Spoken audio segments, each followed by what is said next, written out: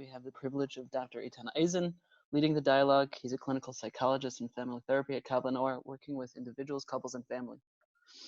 He's also our statistician, following the efficiency and effectiveness of our programming so that we can maximize our impact for the people we serve.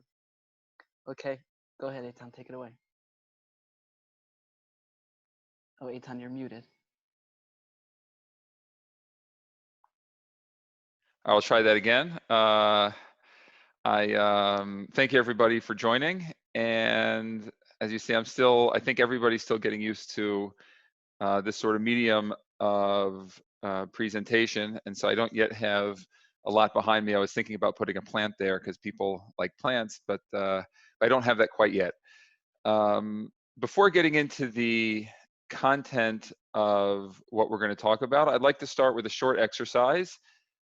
And people can either write, if you see at the bottom of your screens, if you're at a computer, there's a chat or something that says Q&A. People are certainly able to write in as the talk goes on, and hopefully I will see what you're writing.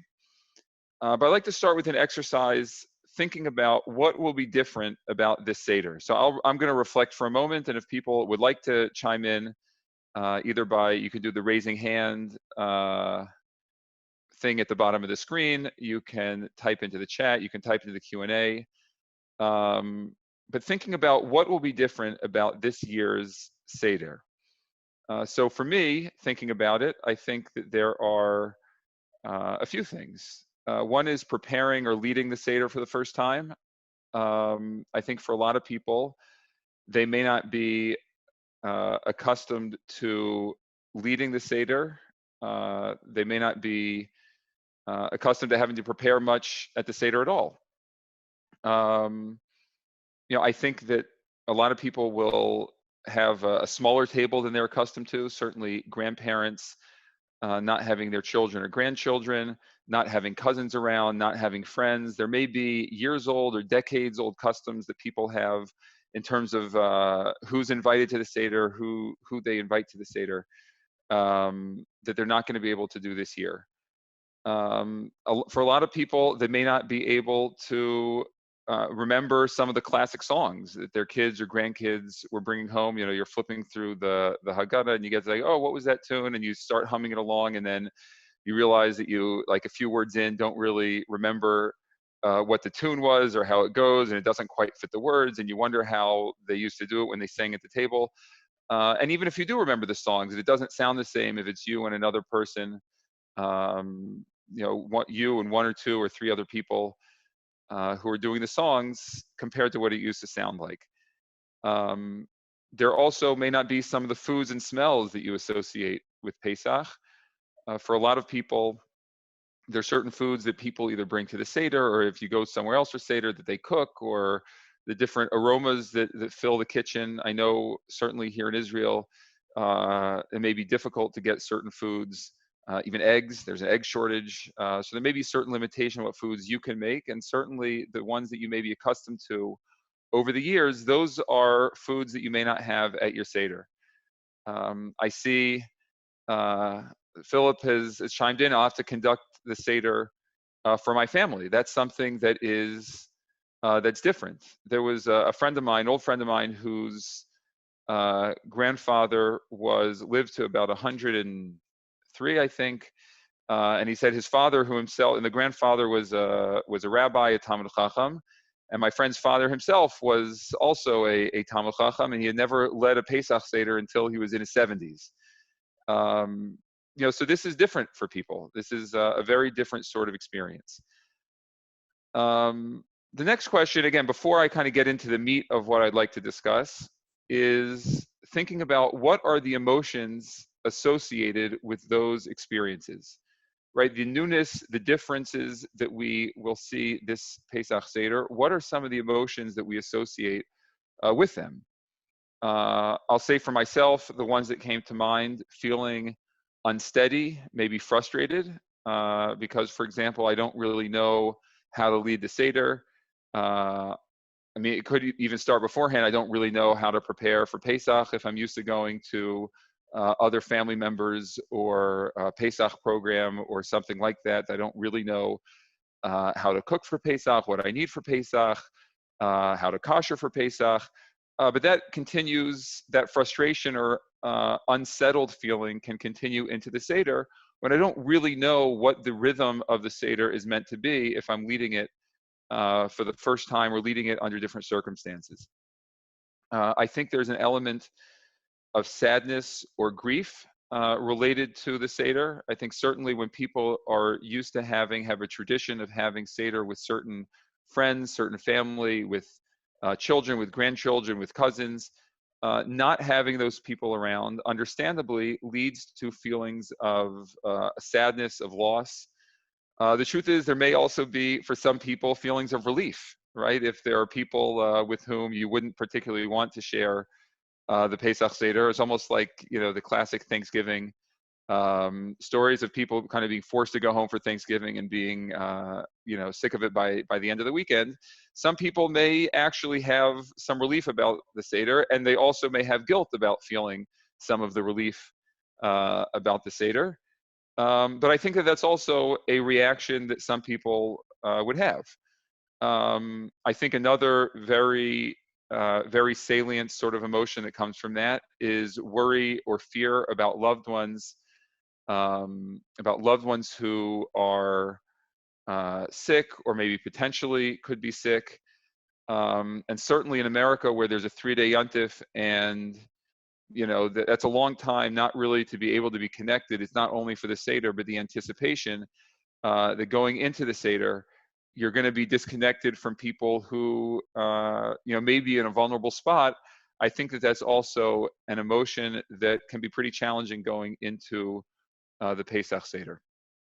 And the last one that for me came to mind, and this is really where I wanted to start, is feeling lonely or isolated. And I think all of this goes into all of those other emotions, the feeling frustrated, some of the sadness, some of the worry, all contribute to the feelings of being somewhat lonely or isolated in the Seder, where it's not just that you don't have the people around you, but it's an emotional experience of feeling lonely, feeling disconnected.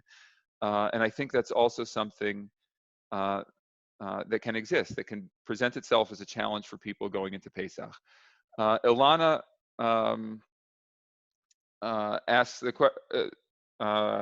mentioned something about supporting parents or grandparents who are having Seder on their own, and I will. That's something that I want to focus on in a few minutes, and so let me get to that in just a minute as we move forward. It's an excellent comment. Because that really is part of the central focus that I want to talk about. That I think the title was helping yourselves and others, and so part of this is a focus on oneself, but the other part of the focus is how we can help other people who may be experiencing this, in a very different setting that for them really is unpleasant. So let me give a brief outline of where I want to go. I'm not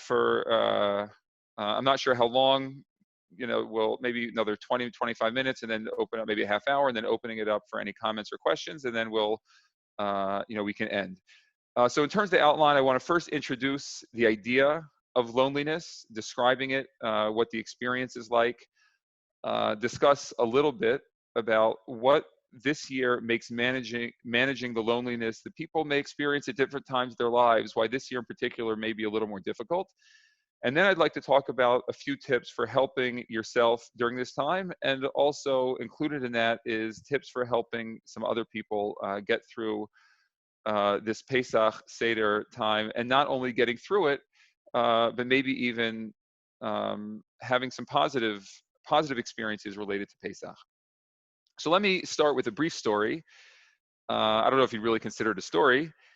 In January 2018, Theresa May, who was then the Prime Minister of the United Kingdom, appointed a minister who was called the Minister of Loneliness, the Minister for Loneliness, and her name was Tracy Crouch, and she was tasked with essentially running a government initiative to study and present interventions for the national challenge of loneliness. And I'm not going to present to you the statistics that went along with it, But essentially, there were millions of people who, when surveyed, reported feeling lonely a lot of the time. That was young people, it was old people.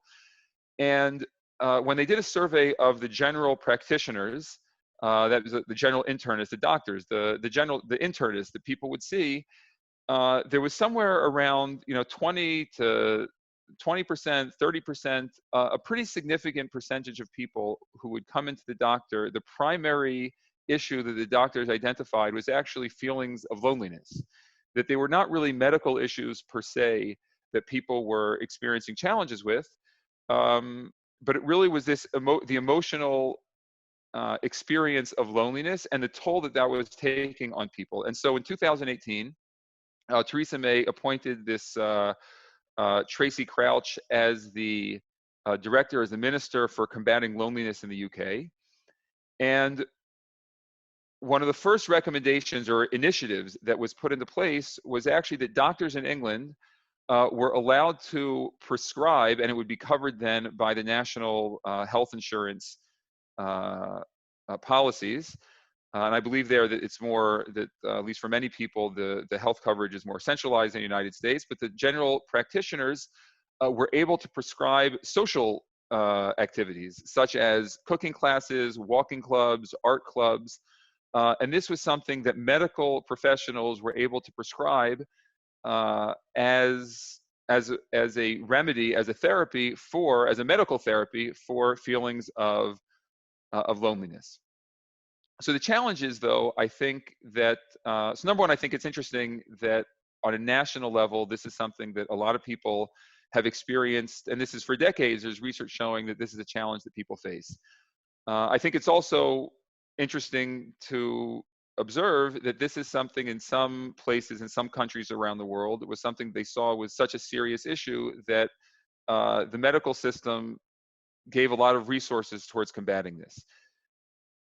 Part of the issue this year, and this is what I was referring to, what makes this year a little bit more difficult, is that all of these suggestions for how people can relieve the feelings of loneliness don't really work in general, right? We're actually specifically not allowed to engage in those social activities, in the cooking classes, in walking clubs, and other in-face person-to-person activities, right? Even this talk is given at a distance over a computer, which may lose some of the personal touch, which can help with loneliness.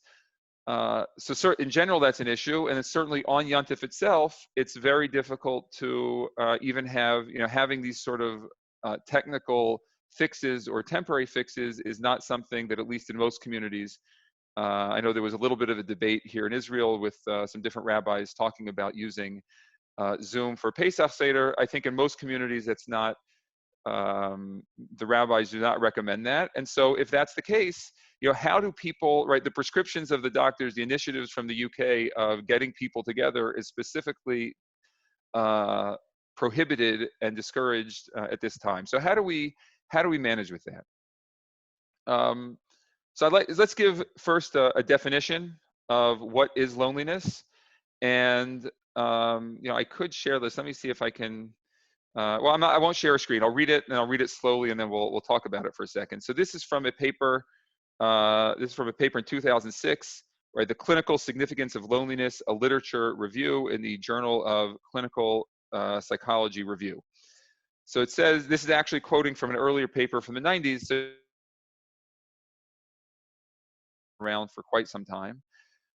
Loneliness is the aversive state experienced when a discrepancy exists between the interpersonal relationships one wishes to have and those that one perceives they currently have. So let me read that one more time. It's the aversive state experienced when a discrepancy exists between the interpersonal relationships one wishes to have and those that one perceives they currently have. So a few points about this definition. One is that it recognizes, right, it's an aversive state, meaning it's an emotionally unpleasant experience. It's an emotionally unpleasant experience. And it also involves a cognitive aspect, right? The perception of one's current state. And that can go both ways, right? A person can feel supported even if very few people are there. And in some cases, that's kind of what we're hoping for in general in this situation, is that people can feel supported even if physically they're not people there, that people can feel support from others. But it can also work in the opposite direction. And that is that a person can feel lonely even if many people are around. And this is going to relate to one of the things I'm going to talk about in just a moment, specifically at some of these. I don't know if you'd call a Pesach Seder a life cycle event, but it's an important yearly ritual, yearly tradition that we have, typically with people, either family or friends, that we're excited to spend time with. And a lot of times I think there's a tendency, and it can be very reasonable and understandable, that, you know, there are people that we do share it with, but then we also kind of notice the people who are not there, the people who are not sharing this time with. And there can be a focus on who's not present at the table, and that's kind of the cognitive aspect, right? The perception that one is, one can be lonely even with other people around. People can notice and observe and feel some of those challenges, even if there are people around, because the Pesach Seder is something where we notice what's missing or what's lacking.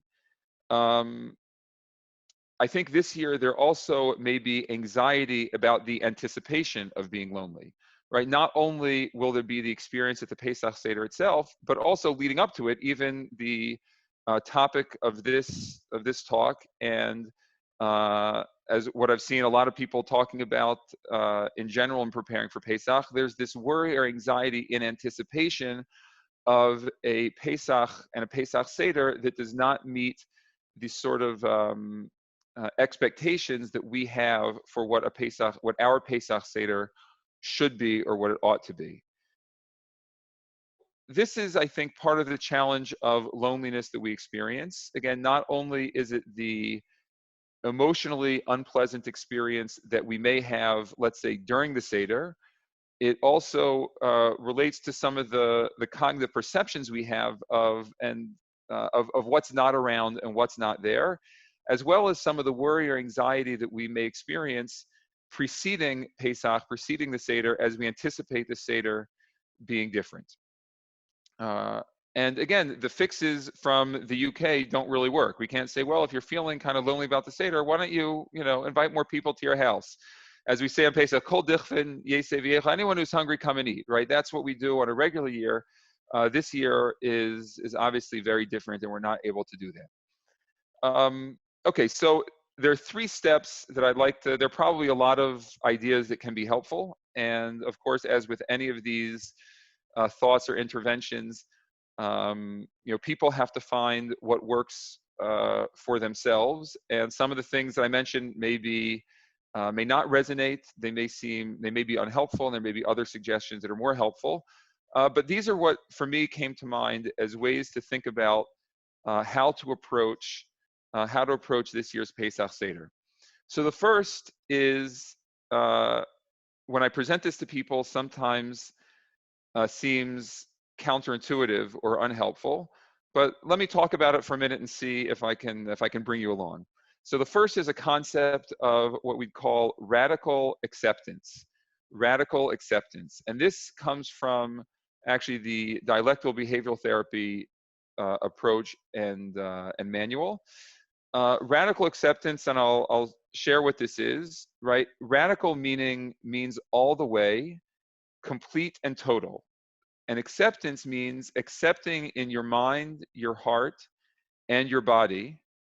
It's when you stop fighting reality, stop throwing tantrums. That's a loaded word, I guess, but that's what they use. Stop throwing tantrums because reality is not the way you want it, and let go of bitterness.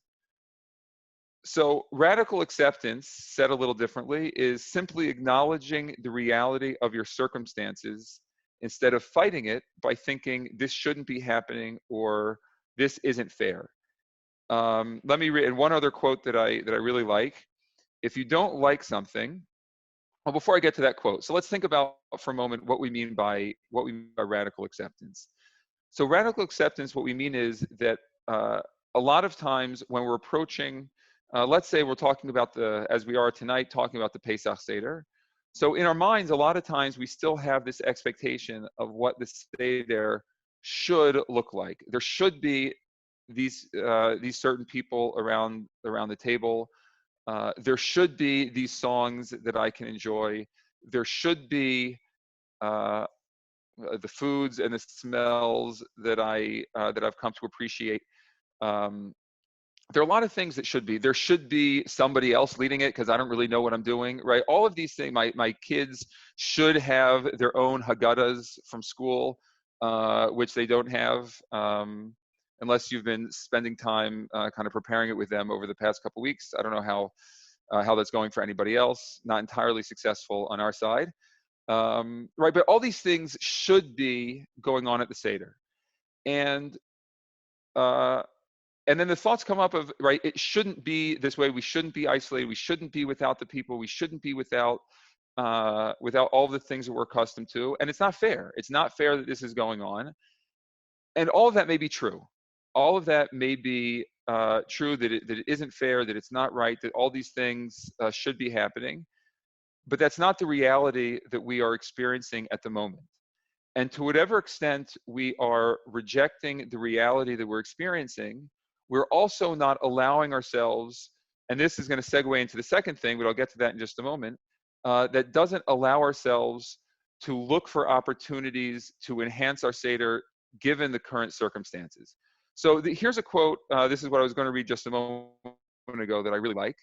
If you don't like something, you first have to accept that it is the way it is before you can try to change it. If you're not accepting something, you'll be so busy fighting that reality that you don't have the energy to put towards trying to change it.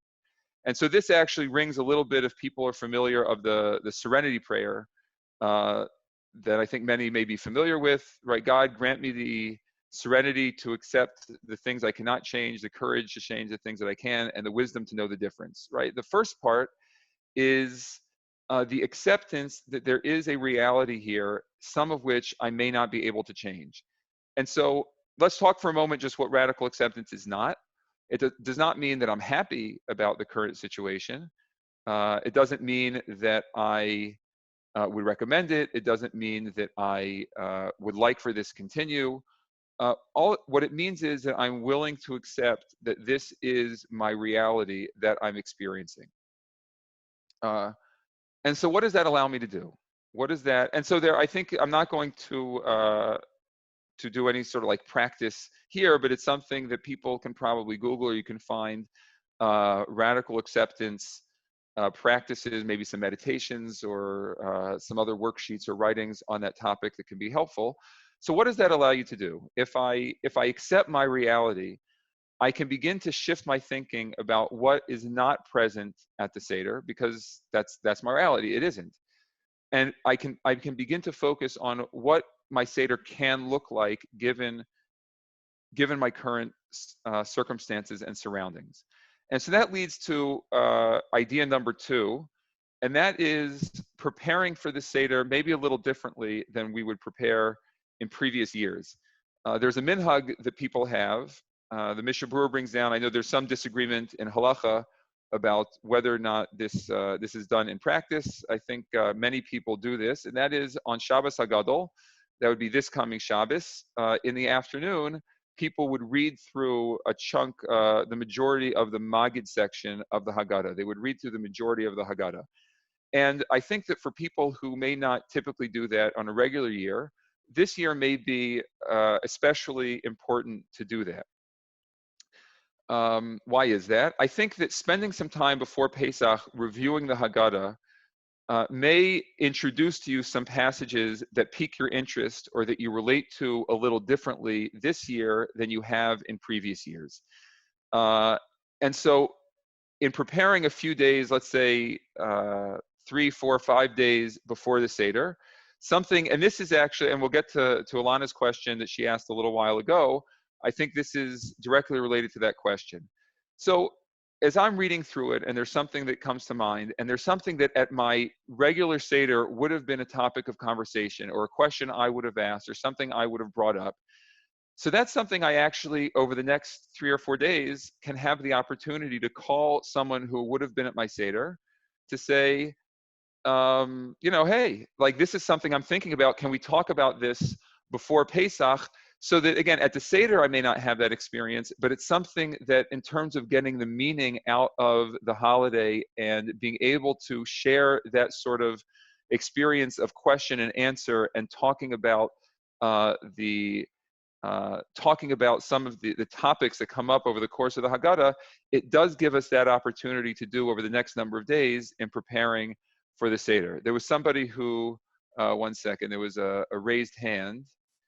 Um, let's see. And then I don't see the raised hand. So if, okay, so I'll ignore that for a moment unless I see it again. And also, if someone does have a question, they can put it in the chat or in the Q&A, and I can also address it from there.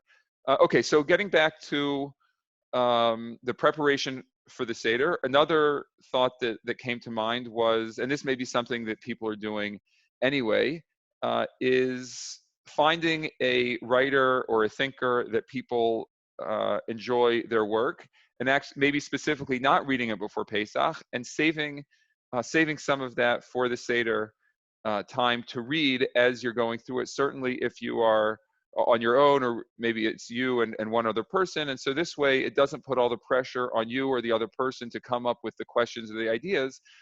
It can provide some new opportunities for insight and meaning over the course of the Seder. Something else in terms of the sensory stuff, I actually was thinking about, sometimes if we join other people for the Seder, there's certain foods or smells that we associate with it, and and we're going to be missing it. So maybe we can call up that person who has that food, or and ask, what's your recipe? Can you walk me through how to make it? And so you can actually introduce some of those things to your Seder to get some of that experience. I should also add, this has the potential to bring about certain, again, like we spoke about before, a sense of sadness or loss, because we have this, that food, or we have this thing that we associate with a certain person at the Seder, and we're not experiencing it. And so I think there's a balance of, again, this perspective of radical acceptance, which is, and that means radical acceptance of the emotional experience also, right? That it's okay that I don't like feeling sad, but I do feel that sadness. I accept that I feel that sadness, and I can still experience some of the positive stuff with the Seder as well. And so I guess what I am pointing towards with these suggestions is, as opposed to how can my Seder be as meaningful as it was in other years, the question is, how can the Seder be meaningful to me this year?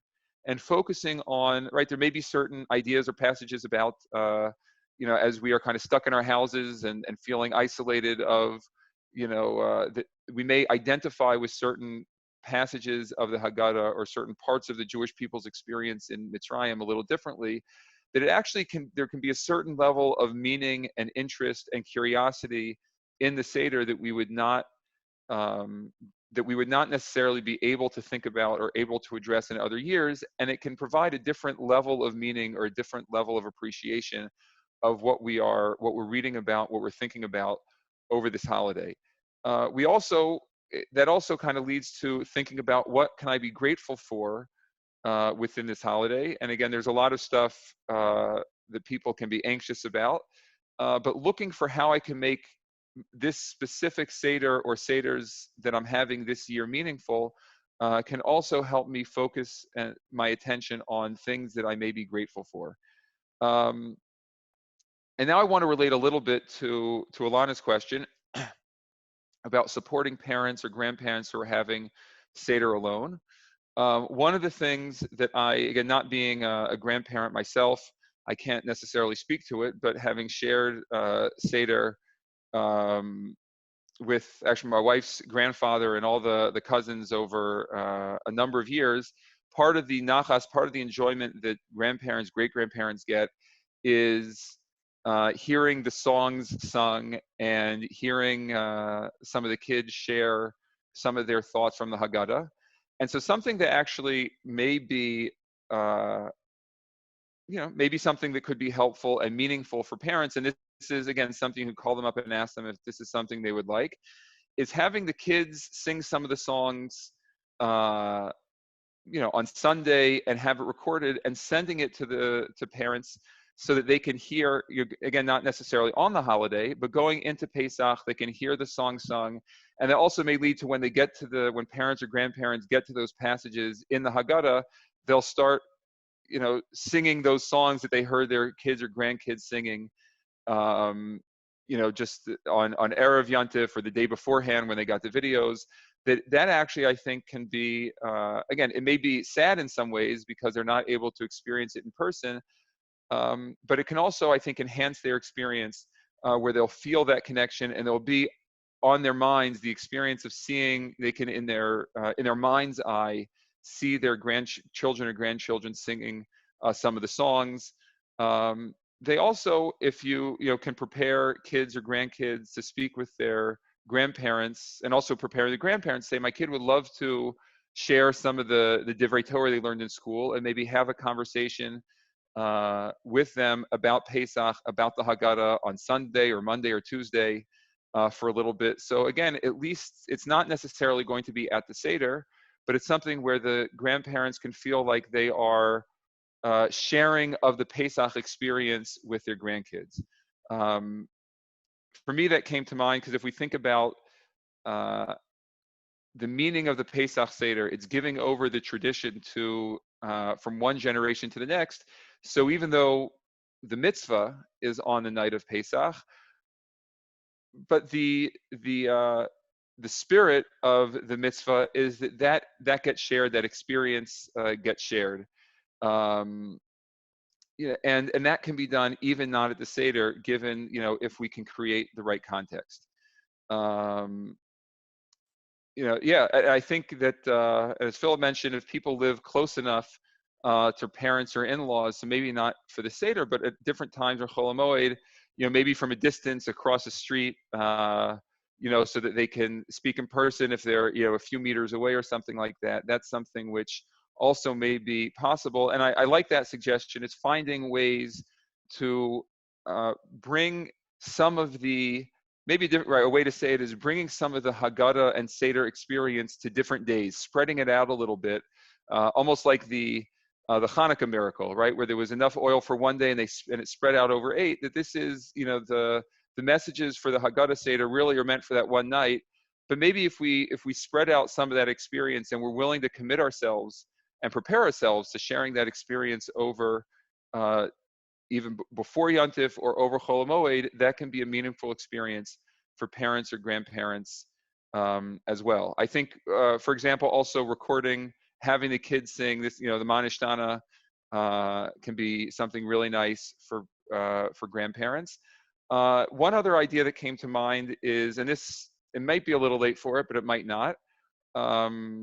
As one of the suggestions I had was, printing something out from different writers or thinkers to read during the Seder. Maybe if kids or grandkids are old enough, but certainly children who are old enough, if they have, the education and background, they can write their own Dvar Torah. They can email it to the parents or grandparents who can print it out, and the grandparents can read it at the Seder as well. And this, I think, happens. I've been at Sedarim in the past where in previous years, if there's a kid who can't be there, they're spending time with the other side of the family, where they actually may do this anyway in order to feel like they're contributing to their family Seder.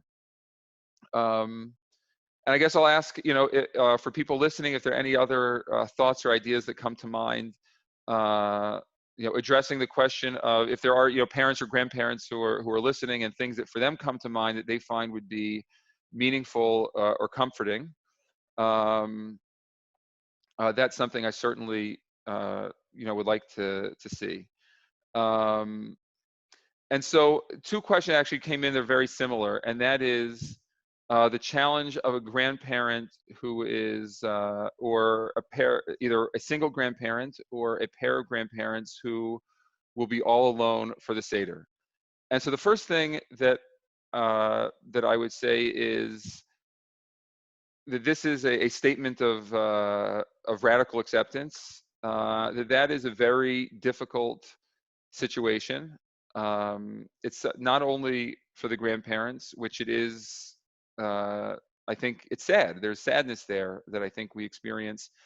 Um, when we think about the potential, like the reality, it's a reality that people will be, grandparents will be on their own. Um, there's sadness there.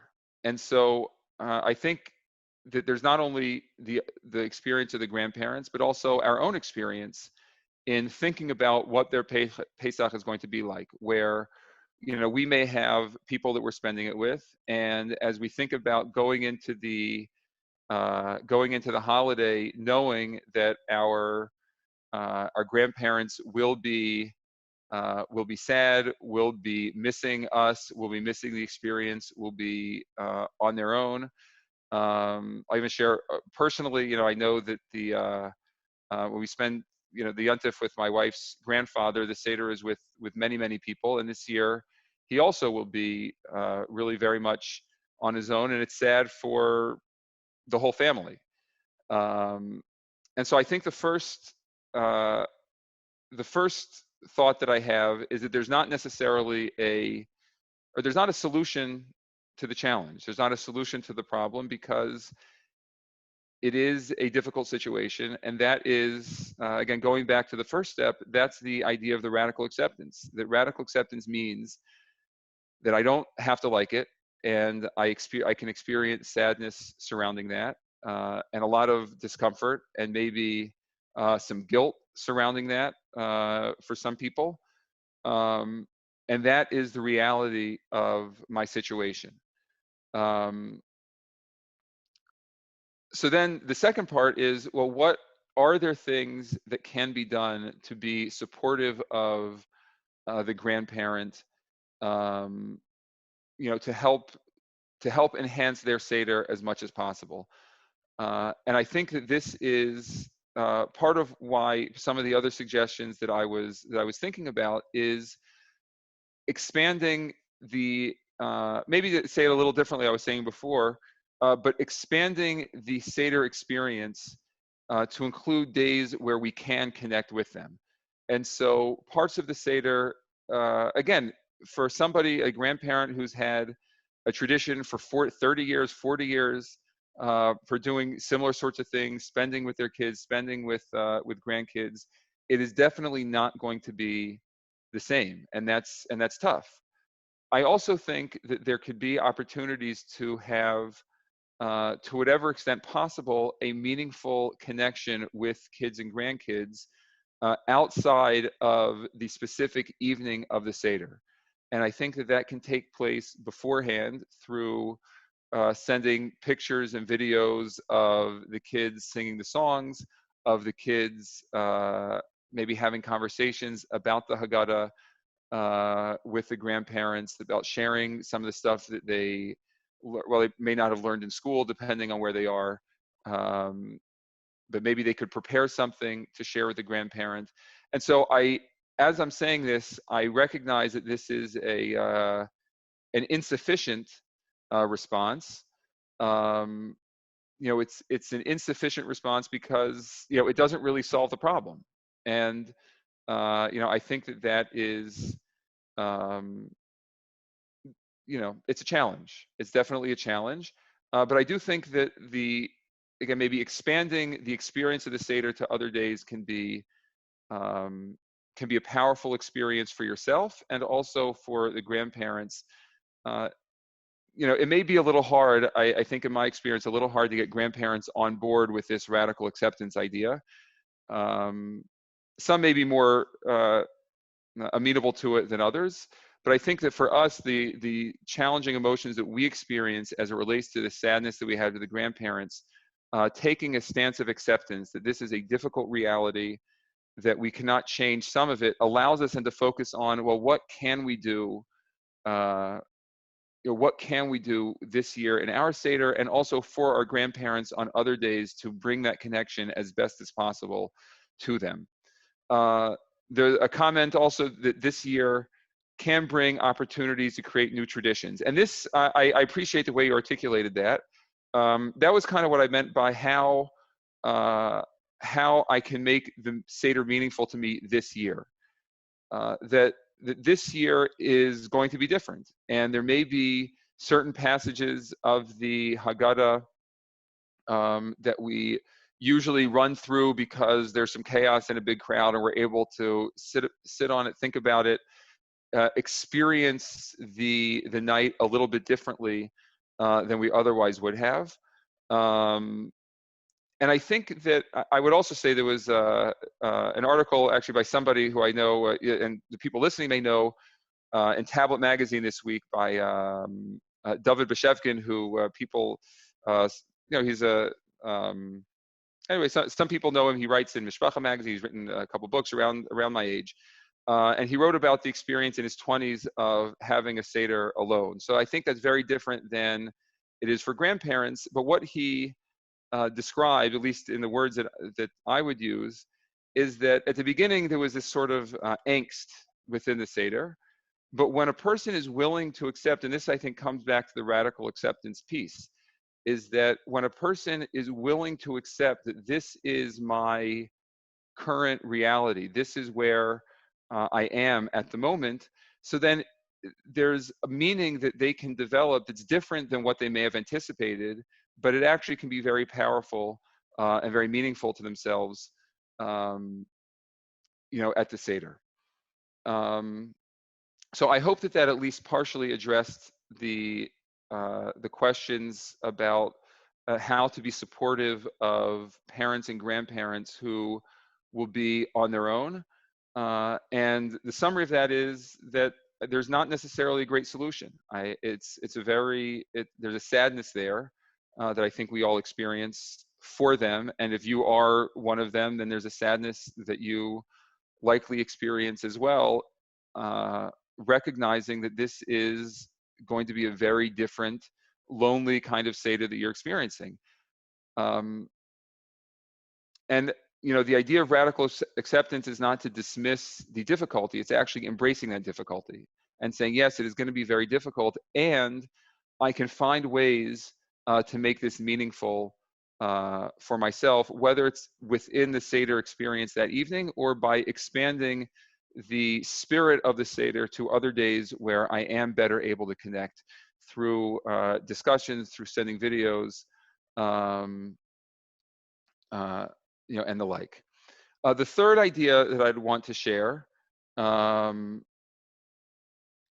and another idea is that when someone has just shared the following idea, that when, again, this doesn't necessarily help for grandparents who will be alone, but for more nuclear families who will be by themselves without larger extended families or without friends, it does give an opportunity to give other people who may have taken a more secondary role at the Seder to take a more meaningful role, which can actually, as they said, kind of create new traditions, create a certain closeness with their other members of the family or their parents that they may not otherwise have if they're in larger settings.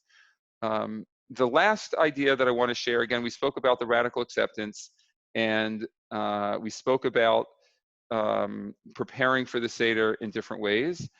The last idea I'd like to share is that of self-compassion, right? The idea of self-compassion, which is that the Seder may be difficult, and there may be judgment about ourselves, about things that we don't understand, things that we don't get right, things that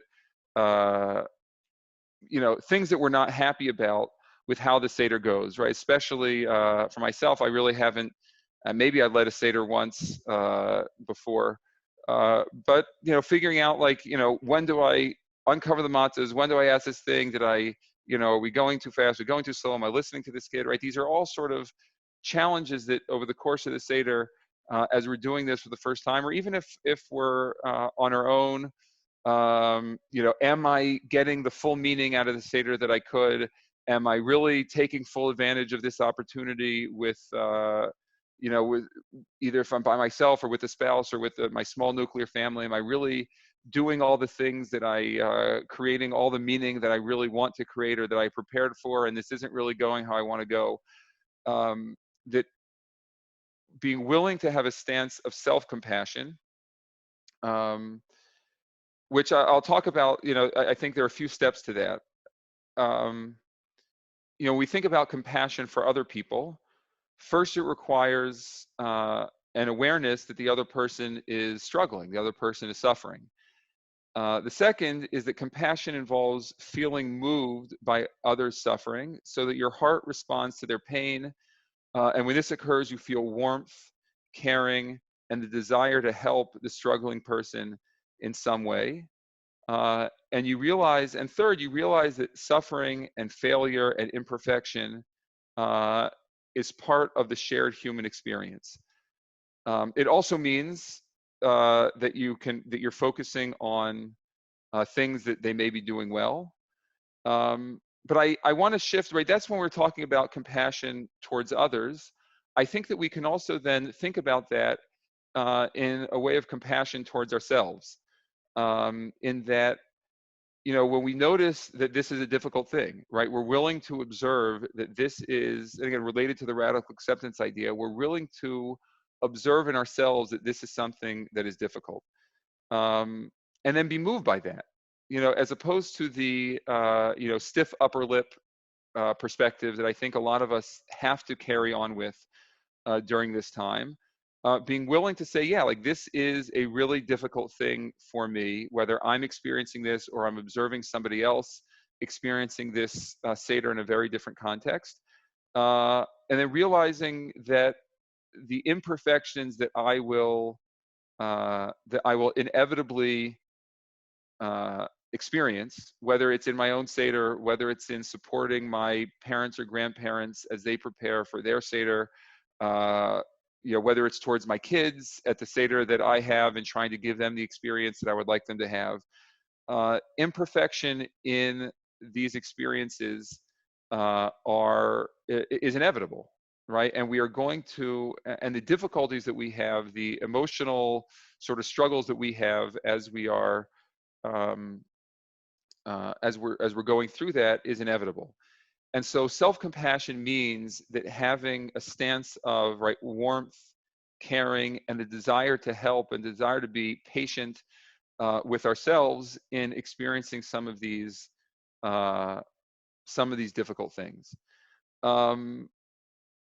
So I think, in wrapping up, and I'll open the floor for a few minutes if there are any comments, and I appreciate everybody who has commented up until this point. What we spoke about, just to review a little bit, what we spoke about over this meeting is, again, we identified some of the things that will be different this year about our Seder. We spoke about some of the emotions that we may experience as a result of those differences. And we spoke about the experience, in particular, we focus on the experience of loneliness, right? The one of the aversive experience that we have of the perception that we're really disconnected from the people around us, from the people who we would want to be around us. And I offered three ideas. I don't know if you call them tips, but 3 ideas for working with this feeling of loneliness, both for ourselves and maybe as a way to help other people as well. And that is the idea of radical acceptance, right? Being willing to acknowledge the reality as it is, not as we would want it to be. Preparing for the Seder in a way that both the Seder itself can be meaningful, the Seder experience can be meaningful for us, or helping others have the Seder experience be meaningful for them, as well as, again, extending the spirit of the Seder to other days where we can be more connected to people over the computer or over the phone. And finally, a stance of self-compassion, being willing to be patient with oneself, with some of the difficult emotions that inevitably will come up, with some of the imperfections that will come up over the course of the Seder and the holiday in general.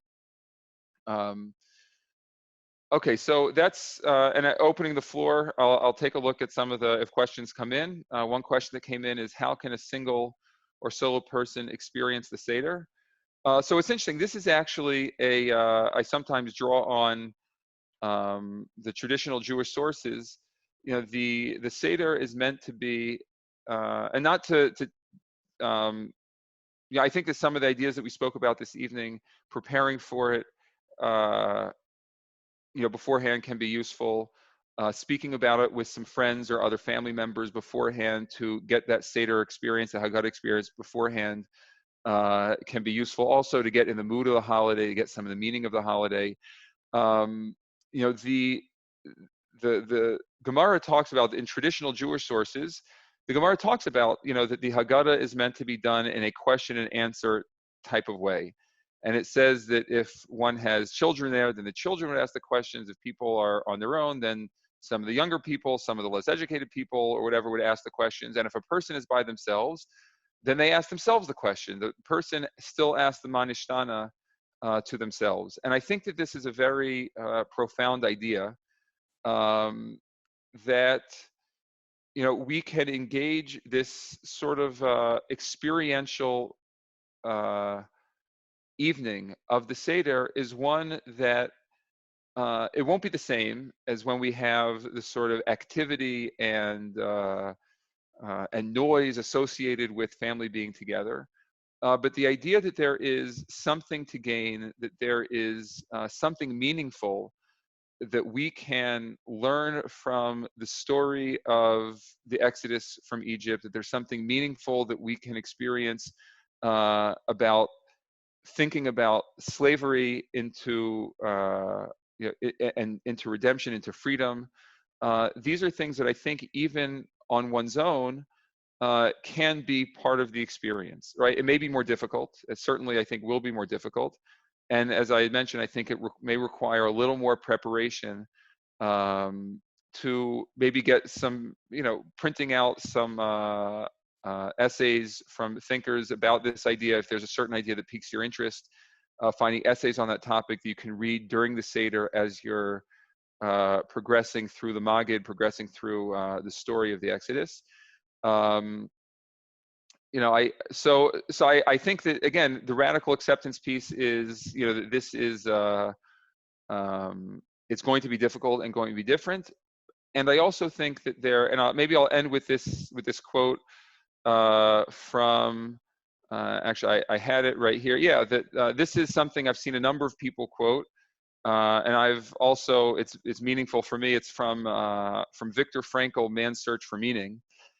He says, right, that what alone remains is the last of the human freedoms. And he's talking about, in his experience, obviously a different one, challenging certainly in a physical way, in a much different magnitude. He says the last human freedom, the ability to choose one's attitude in a given set of circumstances. And Viktor Frankl is known for being for having an approach to psychotherapy focused on meaning making, right? Making meaning of one's struggles, making meaning of the challenges one faces. And so if we think about the freedom that we celebrate of Pesach, part of that freedom is, even in this very difficult circumstances, and it's, again, very easy to say, much more challenging to do, but that we have the ability to choose, at least to some extent, what our attitude towards Pesach, attitude towards the Seder will be, and with the preparations that we make for ourselves or for others, to make it a meaningful Seder, of course, in a very different way, but hopefully a meaningful Seder that will be enhanced by the preparations that we make. Any other questions that are coming in? I think that is. That may have covered it. So I want to thank everybody for joining. I also want to share, my wishes that everybody remain safe and healthy for them and their families, and that Pesach, again, it will be very different this year, but it is one that's full of meaning and joy to whatever extent people can experience that, and being supportive of one another as much as possible. So have a Chag Sameach. And thank you, everybody, for joining. Thank you so much, Eitan, and thank you, everyone, for coming. And I just wanted to mention that if anyone feels like reaching out to us, we're always glad to receive your comments, questions, etc. You can reach out to us at info@kavlenoar.org, or you can go to our website and find out more information. Thank you all so much. Take care. Bye.